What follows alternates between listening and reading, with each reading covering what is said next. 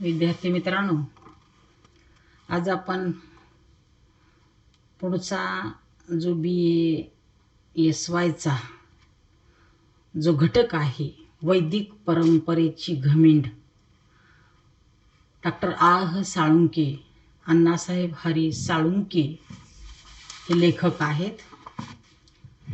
आता आमच्या धडावर आमचेच डोके आहे हा त्यांचा ग्रंथ आहे आणि या ग्रंथाच्या माध्यमातून त्यांनी वैदिक धर्म परंपरेची जी घमेंड आहे ते घमेंड उतरवून टाकण्याचा प्रयत्न केलेला आहे. दोन प्रवाह आहेत मुलांनो.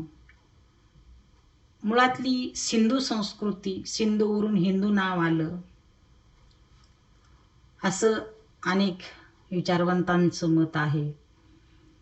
त्याच्याही अगोदर आपण जर गेलो तर वैदिक धर्म, अवैदिक धर्म हे दोन घटक आपल्याला पाहायला मिळतात. लोकायताची परंपरा आहे आणि मग वैदिक धर्म अभिमानी जे लोक आहेत त्यांची जी घमेंड आहे ती घमेंड या डॉक्टर आह साळुंकेनी त्यांच्या विचारातून ही मांडलेली आपल्याला पाहायला मिळते आहे. आता ती कशा स्वरूपाची आहे की त्यांनी पाठालाच नाव दिलेलं आहे की वैदिक धर्म परंपरेची घमेंड. अण्णासाहेब हरी साळुंके यांचा जन्म आहे 1943. हे शेतकरी कुटुंबात जन्मास आलेले व्यक्तिमत्व आहेत. मराठीतील एक चिकित्सक, लेखक, प्रसिद्ध विचारवंत, व्याख्याते आहेत. संस्कृत भाषेचे गाढे अभ्यासक आहेत. ग्रंथलेखन, व्याख्यानातून पुरोगामी विचाराची त्यांनी मांडणी केलेली आहे. शिवधर्माचंही त्यांनी खऱ्या अर्थानं लेखन केलेलं पाहायला मिळतं आहे. आता पुरोगामी विचाराची मांडणी करीत असताना मराठी विश्वकोशात तुलनात्मक धर्मशास्त्र, संस्कृत या विषयात 100हून अधिक नोंदीचे लेखन त्यांनी केलेले आहेत. इसवी सन 2009 मध्ये महाराष्ट्र राज्याच्या सांस्कृतिक धोरण समितीचे ते अध्यक्ष होते. डॉक्टर आह यांच्या एकूण लेखनाला अभ्यासक, चिकित्सक, संदर्भासह वस्तुनिष्ठ वैचारिक पुनर्मांडणी मोठी परंपरा आहे. वैदिक परंपरेचे काटेकोर चिकित्सा करीत वस्तुनिष्ठ ग्रंथाचे लेखन त्यांनी केलेले आहे. सत्यशोधकांच्या प्राच्यविद्या पंडित, धर्मशास्त्र प्रगाढ पंडित म्हणून ते परिचित आहेत. कारण पंडित म्हणत असताना त्यांनी संस्कृत भाषेचं प्रचंड अध्ययन केलेलं आहे. अनेक संदर्भ त्यांनी वैदिक धर्म परंपरेच्या धर्मग्रंथातून मराठीमध्ये मांडलेले आपल्याला पाहायला मिळतात. स्वातंत्र्य, समता, बंधुता, न्याय व विज्ञानिष्ठ या मूल्यांचा प्रचार व प्रसार त्यांनी आपल्या वाणीतून देश विदेशात केलेला आहे. अस्तिक शिरोमणी, चार्वाक हे त्यांचे ग्रंथ आहेत. अस्तिक शिरोमणी, चार्वाक, चार्वाकाचं तत्वज्ञान आहे मुलांना, फार मोठं तत्वज्ञान आहे. एकलव्य, तुम्हाला माहित आहे महाभारतातलं एकलव्य, शंभूक आणि झलकारी बाई. आता ही झलकारी बाई कोण आहे? राणी लक्ष्मीबाई स्वातंत्र्याच्या कालखंडामध्ये जी लढाई केली होती झाशीची राणी म्हणून, तर ती लक्ष्मीबाई लढली नाही फारशी मुलांनो, तर तिच्या जागी तिचं वेषांतर करून ही झलकारी बाई खूप मोठ्या स्वरूपात लढलेली होती. खरं तर ही कोळी समाजातली स्त्री आहे, एक गरीब कुटुंबातली स्त्री. लहानपणीच आई वारली आणि वडिलांनी तिला काय केलेलं होतं की तलवार चालवणे, हत्यार चालवणे, दांडपट्टा चालवणे, घोडेस्वारी अशा स्वरूपाचं एक मुलगाच आपला आहे म्हणून तिला प्रशिक्षण दिलेलं होतं. शिक्षण तिचं झाले अशा स्वरूपात शिक्षण होतं. कारण तिचं शिक्षण ज्याला आपण काय म्हणतोय अनौपचारिक शिक्षण होतं, पण जे औपचारिक शिक्षण आहे शाळा महाविद्यालयातलं ते त्यावेळी ती घेऊ शकत नव्हती. कारण ती एकतर स्त्री आहे, पुन्हा ती दलित आहे. कोळी समाज म्हणजे शूद्र दलित समाजात समजला जातो, दलित वर्गातलीच. आणि त्याच्याही उपर आपण पाहतोय ब्राह्मण सोडले तर त्या कालखंडामध्ये इतर वर्गाला शिक्षणाचा फारसा काय नव्हता, अधिकार नव्हता. आणि मग अशा ह्या कुटुंबातली ही स्त्री झलकारी बाई ही खऱ्या अर्थानं राणी लक्ष्मीबाईच्या वेश घालून तीच लढली. इंग्रजाशी ती लढली, इतकी लढली की इंग्रजांना शेवटी म्हणावं लागलं. इंग्रज एक अधिकारी होता ह्यूज नावाचा, जनरल ह्यूज नावाचा. तो म्हणाला की भारतीय स्त्रिया 1% जरी या स्त्रीसारख्या जर लढल्या तर इंग्रजांना काय करावं लागेल, पटकन भारत सोडून जावं लागेल. म्हणजे एवढा पराक्रम, एवढं शौर्य ह्या झलकारी बाईमध्ये होतं. ते त्यांनी आह साळुंखेने तिच्याविषयी खूप चांगलं काय केलेलं आहे, लेखन केलं आहे. गुलामांचा आणि गुलाम करारांचा धर्म एक नसतो. बघा, डॉक्टर बाबासाहेब आंबेडकर म्हणाले होते की गुलामी ही जी आहे ही गुलामी सहजासहजी निघत नाही, पण गुलामी लादणाऱ्यापेक्षा गुलामी सहन करणारा पहिला गुन्हेगार आहे, असं आंबेडकरांनी म्हटलेलं होतं. आणि मग आपण पाहतोय की दलित समाजाने झपाट्यानं गावं सोडली आणि प्रचंड अशा स्वरूपात शिक्षणाचा त्यांनी काय केला, अंगीकार केलेला आहे. आंबेडकरांच्या विचारावर त्यांनी काय केला, प्रगाढ अशा स्वरूपाचा विश्वास टाकून तो समाज प्रचंड प्रगतीच्या उंबरट्यावर आहे, असं आपल्याला काय करता येते, या संदर्भाने सांगता येते. चार्वाक दर्शन, विद्रोही तुकाराम, धर्म की धर्मापलीकडे, बळीवंश, तथागत गौतम बुद्ध आणि संत तुकाराम, सर्वोत्तम गौतम बुद्ध, महात्मा फुले आणि धर्म, महात्मा फुले आणि शिक्षण, हिंदू संस्कृती आणि स्त्री, शिवराय संस्कार आणि शिक्षण, महाभारतातील स्त्रिया भाग 1 व 2, वादांची वादळे, अशी मोठी ग्रंथसंपदा आहे आह साळुंखेची. आणि सगळे ग्रंथसंपदा मुलांनो परिवर्तनवादी विचारांची आहे. बहुजनाची कास धरून ती पुढे जाणारी आहे. मानवतावादी विचारांची आहे. सगळ्यात महत्त्वाचं म्हणजे अशा स्वरूपाचं लेखन ज्याला इतिहासाला नोंद घ्यावी वाटली नाही, ज्याचं चुकीचं लेखन केलं, ते त्या आह साळुंखे यांनी मात्र अशा पद्धतीने लेखन केलं आपल्याला पाहायला मिळतं आहे. वैचारिक कार्याला अमेरिकेतील महाराष्ट्र फाउंडेशनचा साहित्य पुरस्कार, मुंबईचा महाकवी अश्वघोष जीवन गौरव पुरस्कार, महाराष्ट्र शासनाचा डॉक्टर बाबासाहेब आंबेडकर पुरस्कार, सामाजिक कृतज्ञता निधीचा डॉक्टर राम आपटे पुरस्कार, शिवाजी विद्यापीठाचा प्रतापसिंह महाराज पुरस्कार, हे वेगवेगळे पुरस्कार त्यांना काय केलेत, मिळालेले पाहायला मिळतात. विचारवेध साहित्य संमेलनाचे ते काय होते, अध्यक्षपद त्यांनी भूषवलेलं आहे. म्हणजे एवढी मोठी साहित्य संपदा, त्यांचा परिचय, त्यांचं जीवन चरित्र हे आपल्याला काय करता येते, थोडक्यात हे सांगता येते. कारण खूप मोठे हे लेखक आहेत मुलांनो, हे लक्षात घेतलं पाहिजे. परिवर्तनवादी विचारांची कास या लेखकांना धरून प्रचंड अभ्यास आहे, संस्कृतचा आहे, वैदिक धर्मग्रंथाचा आहे, आणि त्याच्यातल्या काय बरोबर आहे, काय कशा स्वरूपाचा आहे ते मांडण्याचा प्रयत्न त्यांनी केलेला आहे. आता आमच्या धडावर आमचेच डोके असेल या पुस्तकातून श्रीनिवास दीक्षितांनी, दीक्षित म्हटल्यानंतर ब्राह्मणाला तुमच्या डोक्यात माहिती आहे, कुणी असेल तर राग येऊ देऊ नका, चार्वाक दर्शन ग्रंथावर घेतलेल्या आक्षेपांना डॉक्टर आह साळुंखे यांनी दिलेले हे उत्तर आहे. लक्षात आलं का तुमच्या? चार्वाक दर्शन नावाचा ग्रंथ आह साळुंखेने लिहिला आणि त्याच्यावर उत्तर दीक्षितांनी त्याच्यावर काय केलंय की लेखन केलं. आणि लेखन केल्यानंतर मग त्याच्यावर आता आमच्या धड्यावर आमचेच डोके असेल अशा नावाचं त्यांनी काय केलं, लिहिलं. आणि त्यातून आपण पाहतोय हे चार्वाकाचं दर्शन त्यांनी घडवलेलं होतं, त्याला उत्तर त्यांनी काय केलं, ह्या दीक्षितांना दिलेलं आहे. भारतीय वैदिक आणि अवैदिक संस्कृतीमध्ये सतत संघर्ष दिसून येतो आहे. वैदिक परंपरा आणि अवैदिक परंपरा या दोन परंपरा आपल्याला पाहायला मिळतात. त्याच्यात सांस्कृतिक संघर्ष आहे. भारतीय संस्कृतीचा उगम वैदिक संस्कृतीतून नसून अवैदिक संस्कृतीतून झालेला आहे. लेखकांनी हे सप्रमाण सिद्ध केलेलं आहे. म्हणजे भारतीय संस्कृती ही जी आहे ही भारतीय संस्कृती अवैदिकांतून निर्माण झालेली आहे, वैदिक संस्कृतीमधून निर्माण झालेली नाही, असंही त्यांनी काय केलेलं आहे, म्हटलेलं आहे. बघा आता इतिहासाचे भान की लुच्चेपणा. कारण आपल्याला इथपर्यंत आपण काय केलं की आह साळुंखे यांचा जीवन परिचय, त्यांची ग्रंथसंपदा, त्यांचं चरित्र थोडक्यात आपण पाहिलं. आता आपल्याला पुढचा जो त्या प्रत्यक्ष भाग आहे, कारण हा घटक किंवा हा पाठ आपल्याला 2 भागामध्ये अभ्यासावा लागणार आहे, कारण मोठा हा पाठ आहे. त्या दृष्टिकोनातून आपल्याला सखोलकरण अभ्यासणं हे गरजेचं आहे. इतिहासाचे भान की लुच्चेपणा वेद शीर्षकाखाली प्राध्यापक दीक्षित लिहितात. इतिहासाचे म्हणजे भान का हे लुच्चेपणा असं कुणाला म्हणता येते? साळुंखेंच्या लेखनावरती बोलतायत.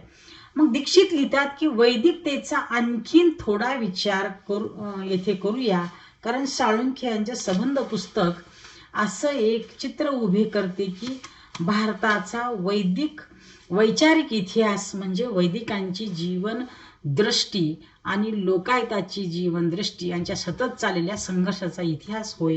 हे चित्र खरे नाही. म्हणजे लोकायताची म्हणजे अवैदिकांची एक परंपरा आहे आणि वैदिकांची एक परंपरा आहे. तर भारताचा जो इतिहास आहे, भारताची जी सांस्कृतिक परंपरा आहे किंवा जीवन जगण्याची जी दृष्टी आहे, आता ही दृष्टी कशा स्वरूपाची आहे ते साळुंखेने सांगितलेले आहे की लोकायताची ही परंपरा आहे, लोकायताची जीवनदृष्टी आहे. याला विरोध कुणी केला? दीक्षितांनी केला. अर्थात दीक्षित ब्राह्मण आहेत आणि त्यांना वैदिक धर्म हा प्रिय आहे. मग हे वैदिकांच्याच विरोधात हे लिहित आहेत.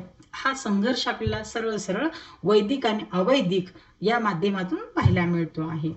भारतीय संस्कृतीमध्ये झालेल्या संघर्षाविषयी ते म्हणतायत, कोण?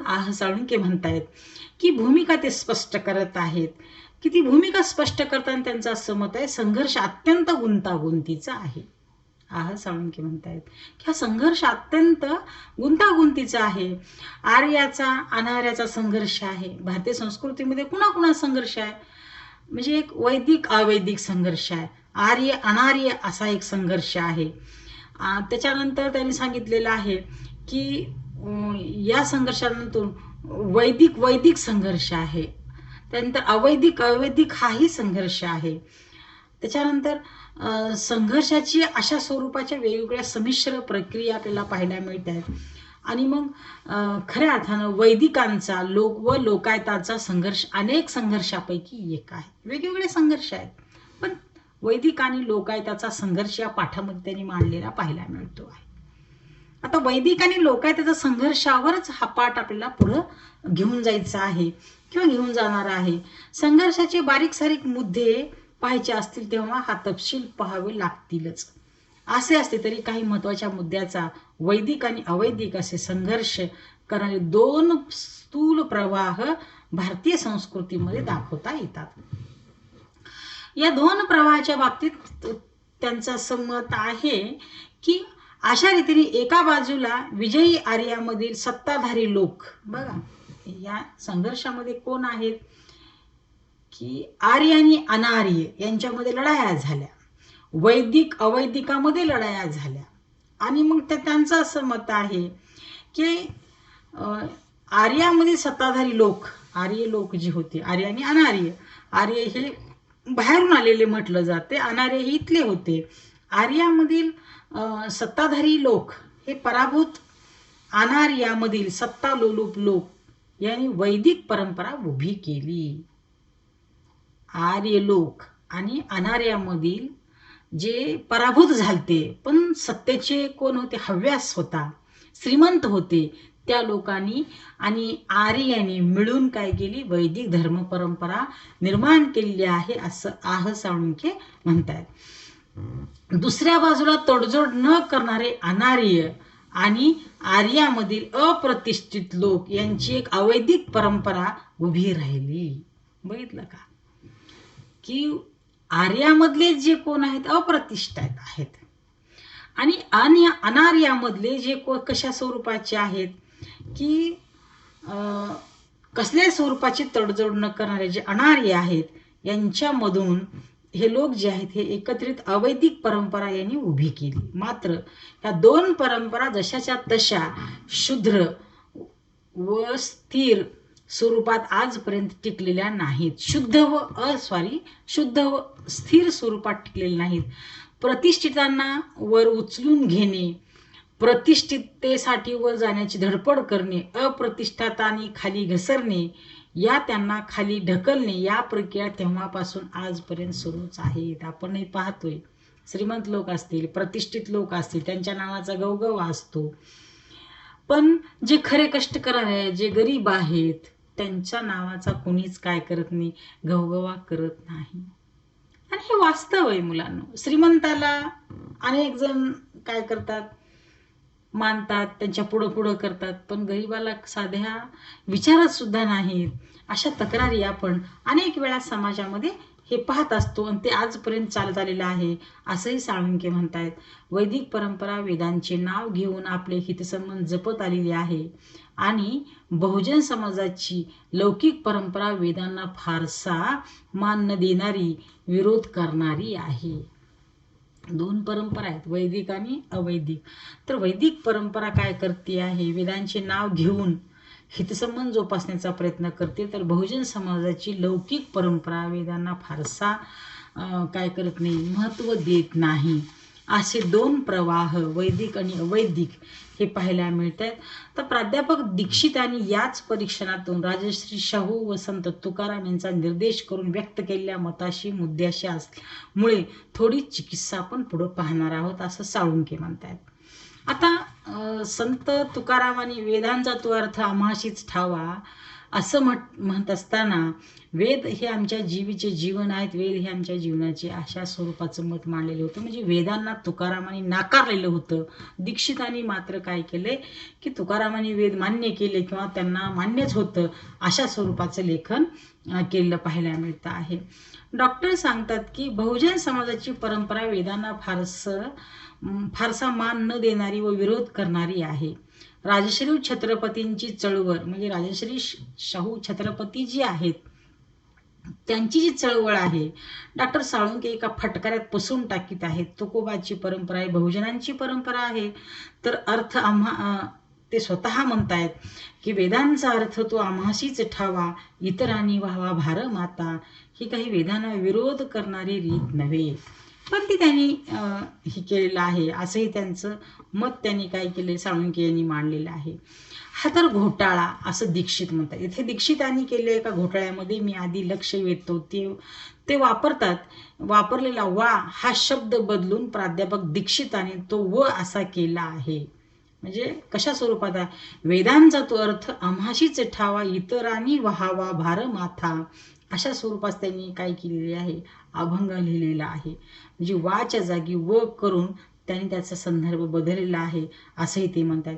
एका कान्यामुळे अर्थामध्ये खूप तफावत म्हणून हा निर्देश करणे भाग आहे. अवैदिक परंपरेतील काही लोक वेदांना विरोध करतात पण प्रत्यक्ष विरोध करीत नाहीत, फारसा मानही देत नाहीत, असे इतरही काही लोक असतात, मी ते सुचविलेले आहे. प्राध्यापक दीक्षित मात्र अवैदिक परंपरेतील सर्व लोक वेदांना विरोध करणारे असतात. म्हणजे अवैदिक परंपरेतले सर्वच लोक कशा आहेत, विरोध करणारे असतात, असं ते मत काय त्यांनी मांडलेलं आहे किंवा गृहीत धरलेलं आहे. धरून राजश्री शाहू वसंत तुकाराम यांची उदाहरण देत आहेत. वस्तुतः अवैदिक परंपरेत वेदांकडे पाहण्याचे अनेक दृष्टिकोन असू शकतात, तेही माझ्या विधानातून सूचित झाले आहेत. संक्षेपाने लिहिलेल्या पुस्तकात असेच असते. म्हणजे वैदिक परंपरा वेदांचे नाव, त्यांचे हितसंबंध जोपासणारी एक परंपरा आहे. असे म्हटल्यानंतर वेदांचा उपयोग हितसंबंध जपण्यासाठी न करणारे लोकही या वैदिक परंपरेत खऱ्या अर्थाने अंतर्भूत होऊ शकत नाहीत. स्वाभाविकच अवैदिक परंपरा त्यांना जवळची होते. राजश्री शाहू आणि संत तुकाराम यांच्या संदर्भाने त्यांनी मत मांडलेलं आहे. या दोघांनाही वैदिक परंपरा ही फारशी जवळची नव्हती, पण दीक्षित मात्र म्हणतात त्यांना मात्र वैदिक परंपरा जवळची होतात. असं साळुंखे म्हणतात त्यांना वैदिक परंपरा ही जवळची नव्हती आणि म्हणून त्यांनी पुढचा एक निर्देश केलेला आहे की राजश्री शाहूंच्या दृष्टिकोनातून अवैदिक लोकच स्वकीय होते. म्हणजे राजश्री शाहू महाराजांनी देखील अवैदिक परंपरेचाच काय केलाय, पुरस्कार केला. तुकारामांनी अवैदिक परंपरेचाच पुरस्कार केला. मग राजश्री शाहूंनी 5 म्हणजे ज्याला आपण काय म्हणतोय की वेगवेगळ्या 5-7 घटकामध्ये कशा स्वरूपाचं त्यांचा विचार होता किंवा त्यांची मानसिकता होती, हे मत त्यांनी इथं मांडण्याचा प्रयत्न केलेला आहे. आता हे घटक जे आहेत, म्हणजे राजश्री शाहू महाराजांच्या दृष्टिकोनातून अवैदिक परंपराच महत्त्वाची कशी होती, त्यांना वैदिक परंपरेचा फार म्हणजे काय होता, कशा स्वरूपात तिरस्कार होता, त्याचे काही त्यांनी मुद्दे राजश्री शाहू महाराजांच्या जीवनातले काही घटक निवडून साळुंखेंनी काय केले, निर्देशित केले आहेत. त्याच्यापैकी 4-5 घटक आज पाहूयात आणि दुसऱ्या भागामध्ये मग पुढचे घटक आपल्याला पाहायचे आहेत. राजश्री शाहूंचा विचार करूया की वेदांच्या अधिकाराबाबत झगडत होते. हा मुख्य मुद्दा दीक्षित मनात आहेत, ते उघड करतात. पण ते तसं नाही. त्यांचं मत त्यांनी सांगितलेलं आहे की राजश्रींचा संघर्ष प्रत्यक्षरित्या वेदाविषयीच्या आदरातून झालेला होता असं दीक्षित म्हणतात. असे म्हणण्यापेक्षा त्यांना वेदांचा अधिकार नाकारणाऱ्या ब्राह्मणांनी त्यांची अस्मिता दुखावल्यामुळे आम्हालाही अधिकार आहे, तो नाकारणारे तुम्ही कोण, इत्यादी प्रकारच्या प्रतिक्रिया त्यांच्या संघर्षातून व्यक्त झाली असे म्हटले पाहिजे. ती वैदिकत्वाची धुतक आहे असेही मी तरी मानत नाही.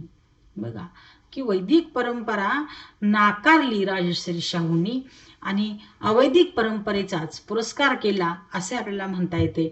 वैदिक परंपरा वेदांच्या आधारे हितसंबंध जपणारी आहे असे मी मानतो, तर स्वाभाविकच राजश्री शाहू एका अर्थाने वैदिक ठरू शकत नाहीत. त्यांनी वैदिक परंपरा वेदांच्या आधारे हितसंबंध जपासणारी आहे असे ते मानतात, परंतु वैदिकच आहेत किंवा वैदिक परंपरा मांडणारे आहेत असं मात्र होत नाही, असं मत हे साळुंखे मांडतात. ज्या वेदांचा अधिकार नाकारण्यात आला होता ते कोणत्या अर्थाने वैदिक होते, म्हणजे शाहू महाराजांना नाकारलेलं होतं. राजा म्हणून त्यांना शपथ घ्यावी लागेल, त्यांना हे करता येत नाही, क्षत्रिय अशा स्वरूपात त्यांना नाकारलेलं होतं. मग त्यांनी मग वेदांचा अर्थ कसा ते स्वीकारतील. ज्यांना वेदांचा अधिकार नाकारता आला होता ते कोणत्या अर्थाने वैदिक होते असे म्हणायचे, म्हणजे वैदिकांची बौद्धिक व मानसिक गुलामगिरी करणारे या अर्थाने. पण या सर्वांपेक्षा अधिक महत्वाचा असा एक मुद्दा आहे की राजश्री शाहू वेदांच्या अधिकाराविषयी संघर्ष करीत असले तरी ते खऱ्या अर्थाने वेदांना मानत होते असे म्हणता येईल का. वेदांना मानणे म्हणजे काय, वेदांना मानणे याचे 2 अर्थ होऊ शकतात. वैदिक परंपरा बाजूला ठेवून वेदांचे स्वतंत्र मूल्यमापन करून त्यातील चांगल्या भागाला मानणे, या अर्थानेही मीही स्वतःला वैदिक म्हणायला तयार आहे. परंतु दुसरा भाग असा आहे की वैदिक परंपरेने वेदांना मानण्याविषयी काही निकष आहेत, ते मानणारालाच वैदिक म्हणता येईल. ते निकष लावले तर शाहू महाराज वैदिक ठरतात का ते पाहायला हवे. ते निकष लावले तर इतर बाबींचे सोडाच, पण शाहूंनी वेदांच्या अधिकारासाठी भांडणे हेच मूळ त्यांच्या वैदिकत्वाला छेद देणारे आहे. त्यांनी वेदांचा अनादर केला असे सांगणारे किंवा दाखवणारे वैदिकतेला विरोध करणारे आहे. म्हणजे ज्या राजश्री शाहू महाराजांनी चातुर्वर्ण्य व्यवस्था नाकारण्याचा प्रयत्न केला, दलितांना आरक्षण पहिल्यांदा ठेवलं, म्हणजे हे सगळं वैदिक परंपरेच्या विरोधातलंच होतं. किंवा दलितांच्या हॉटेलमध्ये जाऊन चहा पिणे हे सगळं वैदिक परंपरेच्या विरोधातलंच होतं. तरी त्यांना दीक्षित मात्र काय करता आहेत की ते वैदिक परंपरा मानणारेच होते असं मत त्यांनी मांडलेलं आहे. वैदिक परंपरेनुसार कलियुगात ब्राह्मण शूद्र हे 2च वर्ण होते. स्वाभाविक शाहू शूद्र असल्यामुळे त्यांना वेदांचा अधिकार नव्हता. शाहूंना त्या परंपरेविषयी खरोखर आदर असता तर त्यांनी ब्राह्मणांचे निमूटपणे ऐकून वेदांचा अधिकार मागण्याला ना सोडून द्यायचा हवा होता. याचा अर्थ वेदांचा अधिकार सोडला तर वेदांचा मान राखला जातो आणि अधिकार मागितला तर वेदांचा अनादर होतो. शाहूंनी अधिकार मागितला हे उघड आहे. वैदिक परंपरेला छेद देणाऱ्या इतरही अनेक गोष्टी शाहूंनी केल्या. वेदांचा अधिकार नसलेल्या लोकांना त्यांनी जो अधिकार दिला, क्षात्र जगद्गुरूंचे पद निर्माण करणे, हे काय वैदिक परंपरेमध्ये बसते. म्हणजे जगद्गुरूचं त्यांनी पद निर्माण केलं, हे वैदिक परंपरेमध्ये बसत नव्हतं. अस्पृश्यांच्या हॉटेलमध्ये जाऊन परंपरेने काय वैदिक परंपरेमध्ये बसत होतं का. हे वैदिक परंपरेप्रमाणे पौराहित्य फक्त ब्राह्मणालाच करता येत होतं. मग शाहूंनी या बाबतीत किती कठोर निर्णय घेतला की त्यांनी फक्त ब्राह्मणांना सोडून बाकीच्यांनी काय करता येते पौराहित्य करता येते. म्हणजे 21 डिसेंबर 1920 रोजी महाराणींना लिहिलेल्या पत्रात त्यांनी काय म्हटलेलं आहे ते बघा. त्यांच्या पत्नी ज्या आहेत त्यांना लिहिलेल्या पत्रात ते राजश्री शाहू महाराज म्हणतायत, जर तुम्ही माझ्या निष्ठावंत पत्नी असाल तर तुमचे सर्व ब्राह्मणांनी पुरोहित काढून टाकावेत व क्षत्रिय पुरोहिताकडून आपली धार्मिक कृत्य करून घ्यावीत. या निश्चयापासून रसभरही ढळू नका. अशाच तऱ्हेची पत्रे त्यांनी आपली सून, वहिनी, भाऊ, मुलगी यांना लिहिली होती. बघितलं का, म्हणजे वास्तव काय आहे. राजश्री शाहू महाराजांनी पौराहित्य करण्यासाठी ब्राह्मणाकडून ते पौराहित्य करून घ्यावयाचं नाही अशा स्वरूपाची सक्त ताकीद दिली होती. मग त्यांना वैदिक कसं म्हणू शकतो आपण? तर दीक्षित मात्र ते वैदिक म्हणतायत. साळुंके, आहा साळुंकेने मात्र हे पुरावे सप्रमाण सांगितलेले आहेत. त्यांनी पत्नीला लिहिलं पत्र आणि त्यानंतर भाऊ, सून, भाऊजय या सगळ्यांना त्यांनी, मुलगी यांना त्यांनी पत्र लिहिली. आणि तुम्हाला पौराहित्य करायचं असेल तर ते क्षत्रिय व्यक्तीकडून किंवा इतर म्हणजे ह्याच्यातून जे बहुजन आहेत, आता अर्थात क्षत्रिय म्हणत असताना किंवा बहुजन म्हणत असताना कुठल्याही जाती धर्मातल्या व्यक्तीकडून तुम्ही पौराहित्य करू शकता, हा भाव त्यांनी काय केलेला आहे, मांडलेला आहे. म्हणजे राजश्री शाहूंनी वैदिकतेच्या अनेक कसोट्या नाकारलेल्या होत्या. वैदिक त्यांना म्हणत असताना त्यांनी अनेक कसोट्या नाकारलेल्या आहेत. नाकारल्यामुळे वेदांना फारसा मान न देणारी वा विरोध करणारी अवैदिक परंपरा शाहूंना जवळची ठरते, स्वकीय ठरते असेच आपल्याला म्हणता येते. राजश्री शाहूची चळवळ वेदाविषयीच्या पूज्यभावात निर्माण झाली होती असे मुळीच नाही. त्यांची चळवळ वेदाविषयीचं भाव होता, चांगला भाव होता म्हणून निर्माण झाली नव्हती. वेदांना विरोध करण्यासाठी, ते नाकारण्यासाठी म्हणून त्यांनी ही चळवळ उभी केलेली आहे. वेदांच्या आधारे संपूर्ण ब्राह्मणेतर समाजाच्या मानवी प्रतिष्ठेला सुरुंग लावण्यात आला होता. शाहू महाराजांची चळवळ ही या काय ज्याला म्हणतो अगम कृत्याच्या विरोधात होती. त्यामुळे मी त्या चळवळीच्या विरोधात असण्याचा प्रश्नच निर्माण होत नाही. वेद शिकायला मनाई केल्यामुळे, शूद्रांना विद्येपासून वंचित केल्यामुळे होत नाही असे म्हणून प्राध्यापक दीक्षितांनीच शाहूच्या चळवळीचा अपमान केला आहे असंही आहा साळुंके काय करतायत, म्हणत आहेत. कारण आहा साळुंकेचं स्पष्ट मत आहे की राजश्रींनी वेद नाकारले होते, वैदिक परंपरा नाकारली होती, मग त्यांना वेदामध्ये तुम्ही वैदिक परंपरेमध्ये कसे बसवताय, हे खरं मत त्यांनी इथं मांडलेलं आपल्याला पाहायला मिळतोय. म्हणजे अशा प्रकारे त्यांनी या 4-5 घटकातून शाहूंनी कशा स्वरूपात किंवा तुकारामांनी कशा स्वरूपात वेद नाकारले होते, ते वैदिक परंपरेचे अभिमानी नव्हते, तर त्यांनी उलट वैदिक परंपरा नाकारण्याचाच प्रयत्न केला, हा भाव इथं व्यक्त होतोय. आता याच्यानंतर आपण पुढचा जो भाग पाहणार आहोत, वेदांचा अंकित नसल्याची गर्जना ही केलेली पाहायला मिळते आहे. अर्थात ती संत तुकारामांनी केलेली आहे. म्हणजे आता एकदा शाहू महाराजांकडे पाहिलं आपण, आता त्याच्यानंतर दुसऱ्या भागामध्ये वेद किंवा वैदिक परंपरा आणि संत तुकाराम अशा स्वरूपाचा त्यांचाच आहा साळुंकेचाच हा पुढचा घटक आपण पाहणार आहोत. तर खऱ्या अर्थानं इथंपर्यंत आपण पाहत असताना राजश्री शाहू यांनी वेद कसा नाकारला, तर दीक्षित म्हणतात त्यांनी वेद स्वीकारलेला होता. त्याच्यानंतर वैदिक अवैदिक परंपरा, त्याच्यानंतर आर्य अनार्य हा संघर्ष, आर्य संघर्ष, अनार्य आणि आर्य संघर्ष, आणि प्रचंड असं जीवन चरित्र ज्याला आपण म्हणतोय, आहा साळुंकेने प्रचंड अशा स्वरूपाची ग्रंथसंपदा ही निर्माण केलेली आहे. त्याविषयीचा थोडक्यात भाग आपण या पहिल्या भागात पाहणार आहोत. तर दुसऱ्या भागात प्रत्यक्ष वैदिक परंपरा आणि संत तुकाराम याविषयीचं जे मत आहे आहा साळुंकेचं, ते आपण पुढच्या भागामध्ये पाहणार आहोत. इथं आपण थांबूयात. धन्यवाद.